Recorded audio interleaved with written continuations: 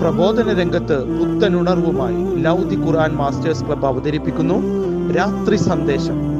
എന്നും രാത്രി 9 മണിക്ക് യൂട്യൂബിലൂടെ പ്രസംഗ പരിശീലന കളരിയിലെ പഠിതാക്കൾ നിങ്ങൾക്കായി ഒരുക്കുന്നു.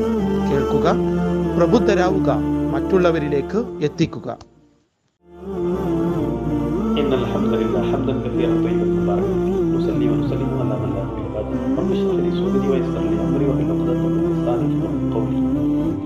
ശബ്ദം ശ്രമിക്കുന്ന മകൻ സഹോദരികളെ, അസ്സലാമു അലൈക്കും വറഹ്മത്തുള്ളാഹി വബറകാതുഹു.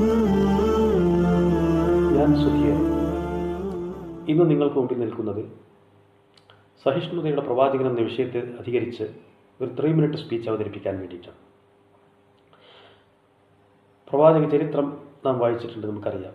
എല്ലാവിധ ഉത്കൃഷ്ട ഗുണങ്ങളുടെയും ഉടമയായിട്ടാണ് പ്രവാചകനെ നാം വായിക്കുന്നത് ചരിത്രത്തിലുടനീളം.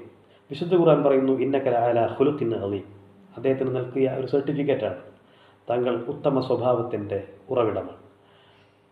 മറ്റൊരിടത്ത് വലൗ കുന്ത ഫളൻ ഗലീദൽ ഖൽബി ലം ഫളൂ മിൻ ഹൗലിക്. താങ്കളെങ്ങാനും പരിശ സ്വഭാവിയും കഠിന ഹൃദയനുമായിരുന്നെങ്കിൽ അവർ താങ്കളുടെ ചുറ്റിൽ നിന്നും വിട്ടുപോകുമായിരുന്നു എന്ന്. ഇത്തരം എല്ലാവിധ ഗുണങ്ങളുടെയും ഉറവിടമായിരുന്ന പ്രവാചകൻ സ്വല്ലല്ലാഹു അലൈഹി വസല്ലമ സഹജീവികളോട് സഹിഷ്ണുതയുടെയും വിട്ടുവീഴ്ചയുടെയുമാണ് പെരുമാറിയിരുന്നത് എന്ന് നമുക്ക് കൃത്യമായിട്ട് കാണാൻ സാധിക്കും. പ്രവാചകൻ സ്വല്ലല്ലാഹു അലൈഹി വസല്ലമ പ്രബോധന കാലയളവിൽ പ്രാണരക്ഷാർത്ഥം, ശത്രുക്കളുടെ എതിർപ്പ് സഹിക്കാൻ വയ്യാതെ പ്രാണരക്ഷാർത്ഥം ത്വായിഫിലേക്ക് ഓടിപ്പോയ സന്ദർഭം നമുക്കറിയാം.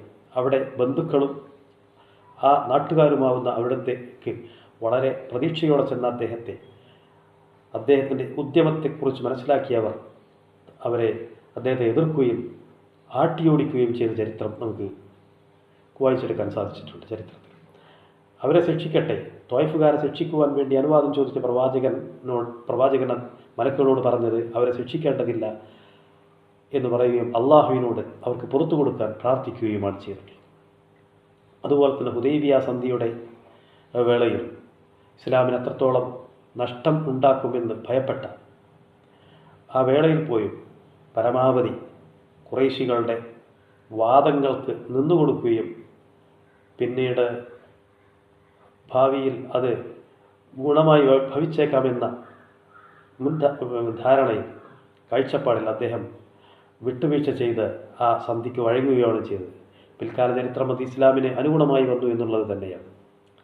ഇവിടങ്ങളിലൊക്കെ നമുക്ക് കാണാൻ സാധിക്കുന്നത് പ്രവാചകൻ്റെ ഈ സഹിഷ്ണുതാ മനോഭാവം, സഹജീവികളോട് പരമാവധി ക്ഷമയും വിട്ടുവീഴ്ചയും ചെയ്തുകൊണ്ടുള്ള ഈ നിലപാട്, അത് ഇസ്ലാമിന് ഒരുപാട് ഗുണങ്ങൾ ഉണ്ടാക്കിയിട്ടുണ്ട് എന്നുള്ളത് ചരിത്ര വസ്തുത കൂടി തന്നെയാണ്. പ്രവാചകൻ്റെ ഇത്തരം സ്വഭാവങ്ങൾ ജീവിതത്തിൽ പഠിക്കാനും പകർത്താനും നമുക്ക് സാധിക്കട്ടെ എന്ന് പ്രാർത്ഥിക്കുന്നു. വആഖിറു ദഅവാനാ അൽഹംദുലില്ലാഹി റബ്ബിൽ ആലമീൻ. അസ്സലാമു അലൈക്കും വറഹ്മത്തുള്ളാഹി വബറകാതുഹു.